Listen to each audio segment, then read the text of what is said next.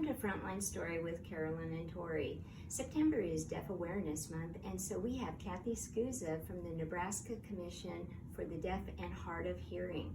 And it sounds like they have a lot of great resources for those who are hard of hearing or deaf. So Kathy, could you tell us a little bit maybe about what we know about the stats for our area, or just anything about recognizing how we help this population? Sure. A lot of people don't realize that hearing loss is an invisible disability, and 20% of the American population has significant hearing loss, and they could benefit from technology to assist them to hear better. Okay, well, so what kind of resources do we have available to that population? The Commission for the Deaf and Hard of Hearing has a lot of programs. I'm an advocacy specialist with the Commission for the Deaf and Hard of Hearing. I cover 25 counties here in the west central part of the state. And we have programs that cover hearing aid banks for assistance for people who can't afford hearing aids. We have programs that will assist with getting a new amplified telephone or a cell phone so that you can communicate better. We have ARPA funds, American Rescue Plan Act, that can pay for in-person interpreters in rural Nebraska, or it can pay for communication costs for legal services in Nebraska. As an education advocate, I do a lot of presentations, go around talking to different groups about our programs and services. And we also have an education advocate who works with the school systems and parents to get services to children in classrooms so they can have their best opportunity to learn in that situation. And if somebody who has hearing loss is looking for counseling, we do have a behavioral health advocacy specialist who works with counselors to train them in how to assist people with hearing loss. So we have a list of counselors who've been trained. Okay, wow, sounds like a lot of great resources. And I mean, it almost seems like when you get a set of hearing aids, it's not a one and done. You need a little bit of support along the way. Absolutely.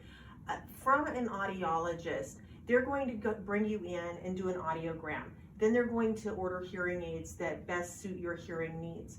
A lot of people don't realize that once you get those hearing aids, it takes about 6 months of consistently wearing those hearing aids from the time you get dressed in the morning until you take them out when you go to bed at night. And then in addition to that, you have to maintain contact with your audiologist to say, hey, I'm having trouble with background noise, or I'm not hearing as well out of this ear. And they have to do adjustments for that 6 months. When you get hearing aids, it's not like getting glasses from the optometrist where you get that prescription and then your vision is back to normal. With hearing aids, you're going to hear differently, and your brain has to learn how to reprocess that sound, and that's why it takes that 6 months. So Kathy, there are times that someone has a sudden hearing loss, which would be probably easier to sense, but what about those hearing losses that have been coming on gradually? How do we really address those needs? Good question, Carolyn. In this part of the state, most of our people who have hearing loss, it's noise-induced hearing loss. We have a farming community. So all those years using power tools and tractors and farming equipment, that's gradually caused hearing loss over the years. And a lot of people don't realize that because you lose your hearing so gradually, and like we said, it's an invisible loss, you don't realize until it's very severe that you actually need to get help. A lot of people, from the time that they could actually benefit from hearing technology, they wait an additional 10 years until they go ahead and go get tested. So that's one of the things that I really like to promote, is getting a baseline hearing test when you're in your early 50s, because then you have that baseline where you can go back and talk to people about what's going on. So Kathy, if someone is seeking resources, what's your suggestion? Yes, Carolyn, we serve any Nebraska resident from birth on up, and we have all kinds of resources.